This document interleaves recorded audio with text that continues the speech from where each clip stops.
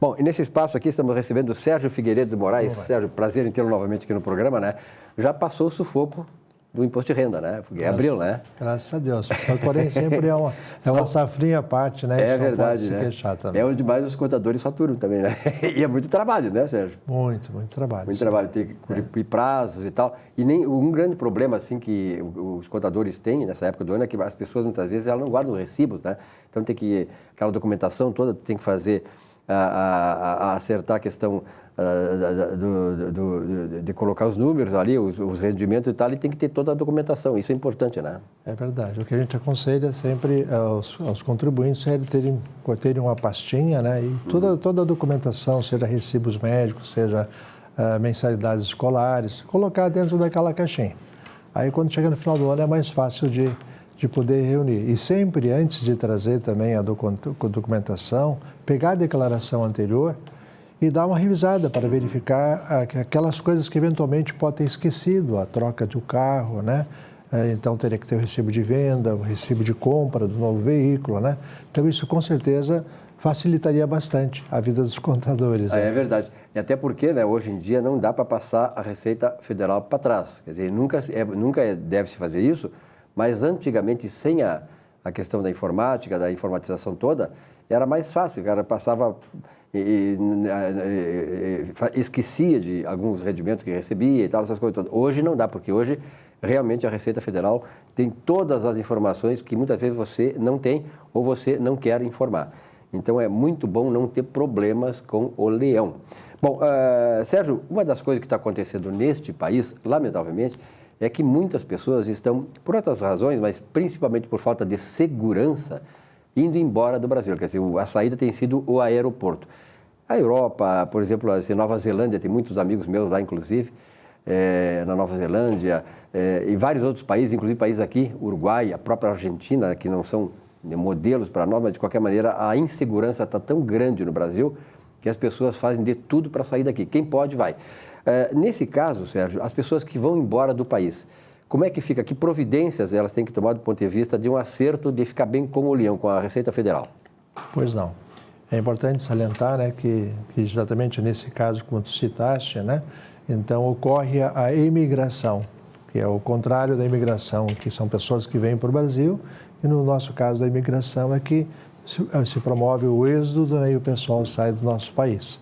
Bem, para a Receita Federal, existem duas formalidades legais. Uma delas é fazer uma declaração de informação de saída no país. Essa declaração ela é feita no próprio site da Receita Federal e ela pode ser feita desde o momento que a pessoa saiu efetivamente, definitivamente do país, como pode ser entregue até o prazo máximo do dia 28 de fevereiro do ano subsequente. Também existe, no caso, a declaração, digamos, final, né, de saída definitiva do país, a declaração de saída definitiva do país, que ela é nos mesmos moldes da declaração de ajuste anual e ela é entregue no prazo normal de 30 de abril também do ano subsequente, porém com aquela data que efetivamente a pessoa saiu, né? Botando os bens que existiam para se ter a situação patrimonial que ele existia naquele momento da saída. A partir dali, ele não precisa mais fazer declarações de ajuste anuais enquanto ele permanecer no exterior. Quando ele voltar, ele tem que tem que declarar para a Receita que voltou. Exatamente. Tá, e me diga uma coisa, qual é o prazo, se existe esse prazo, que eu saio do Brasil, vou embora, vou lá para Londres, vou para, seja o que for, para os Estados Unidos, para Nova Zelândia e tal. Eu saio do Brasil e até qual é o prazo em que eu serei considerado um não residente fiscal? Muito bem.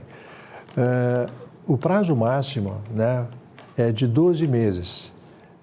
Então, 12 meses da data que a pessoa saiu. Aí ele é considerado como residente não fiscal. E no caso, independente dele ter intenção de voltar para o país, né, ou que ele considere aquilo uma coisa provisória, ele foi ficar lá 1 ano e meio para concluir algum curso, alguma coisa, passou de 1 ano, ele é considerado não residente no Brasil. Passou de um ano. Passou de um ano. 12 meses é o prazo máximo. Tá, né? me diga uma coisa, o cara vai embora daqui do Brasil e tal, mas ele mantém algum vínculo econômico aqui, alguma atividade econômica aqui. Ele, estando fora do Brasil, ele está sujeito também à tributação aqui? Sim, mas de uma forma exclusiva na fonte, né? Então, é que nem aqueles rendimentos do banco, que na verdade já é retido, né, e informado o valor líquido, que não há tributação posterior, porque ele já é descontado na fonte. Né? Isso é considerado exclusivamente na fonte, então. Perfeito. Bom, além da Receita Federal, o camarada vai embora, sai do Brasil e tal, ele precisa fazer esta comunicação de emigração para um outro órgão além da Receita Federal? Sim. Até confesso que essa confirmação eu tive há muito pouco tempo, né? Mas existe sim uma obrigatoriedade junto ao Banco Central para aquela pessoa física que tenha participação no capital de alguma empresa no Brasil. Então, a empresa onde tem o capital social, ela tem a obrigação de comunicar, então, o Banco Central que ela tem no seu capital, digamos, capital de pessoa não residente no país. E, por sua vez, aí a pessoa física, né, que passa a ser um investidor não residente. Tem essa configuração. Tá, como é que são feitos a tributação de rendimentos recebidos de fonte pagadora no Brasil para quem está fora? Digamos assim, para casos, aqui tem um caso assim, título de pensão alimentícia, pensão por morte ou invalidez permanente ou aposentadoria, esses casos. Bom, no caso da pensão alimentícia, né, a tributação é de 15%. Já no caso, por exemplo, dos demais casos que foi citado, aposentadoria, né, pensão, né, nesses casos, como isso é considerado um rendimento que vem do trabalho, então a alíquota é de 25%. 25%? 25%. Mas é importante salientar que o valor recolhido aqui no Brasil, a título de imposto de renda, ele poderá ser compensado no exterior, desde que o país que a pessoa se encontre tenha um acordo bilateral entre os dois governos. Normalmente existe esse acordo, né? Ou não? Acho que em grande número de países existe isso. Em grande número de países existe, né? Mas cada país tem uma particularidade diferente. Sim, claro, é um acordo diferente, né? Então, existe uma burocracia muito grande, né, para ser feita, mas é possível, sim, ele abater lá do rendimento dele. Mesmo que ele tenha pago um valor maior aqui de imposto do que o imposto de lá, ele só vai poder compensar lá o máximo que seria devido no outro país. Vamos dizer que aqui que descontou os 25%, e lá a tributação seja de 15%. Aquele valor vai liquidar com o que ele teria que pagar lá, mas em compensação ele não tem devolução, como existe no Brasil. Tá certo. Bom, Sérgio, na verdade, o dia 30 de abril foi o prazo máximo, né, que a Receita Federal estabeleceu para esse acerto dos contribuintes com ele, com a Receita. Passou esse prazo, como é que fica agora? Quem não fez essa declaração?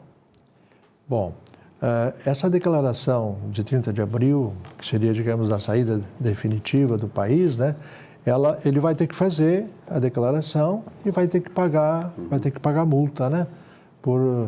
O valor mínimo da multa seria R$ 165,74, porém, também, conforme o valor do imposto devido, esse valor da multa aumenta.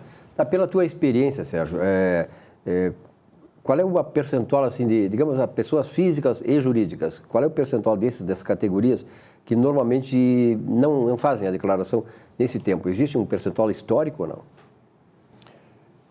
Na verdade, quem atrasa, né, normalmente são as pessoas físicas, né? Porque a pessoa jurídica normalmente já tem o seu contador, né? E ele, por exemplo, procura seguir todas os prazos correspondentes, né? Já na pessoa física, a pessoa esquece de procurar, o contador muitas vezes manda carta dizendo que tem que fazer. O cara sempre deixa para a última hora e de repente na última hora não consegue fazer. E existe clientes, por exemplo, lá no escritório, a maior parte dos clientes faz o imposto de renda conosco, mas tem uns que gostam de fazer seu imposto de renda. E às vezes eles esquecem do prazo, né? Sérgio, obrigado pela tua presença aqui. Pois não. Até a semana que vem, tá? Se Deus quiser. Nesse espaço, conversando sobre contabilidade aqui no nosso Economia e Desenvolvimento.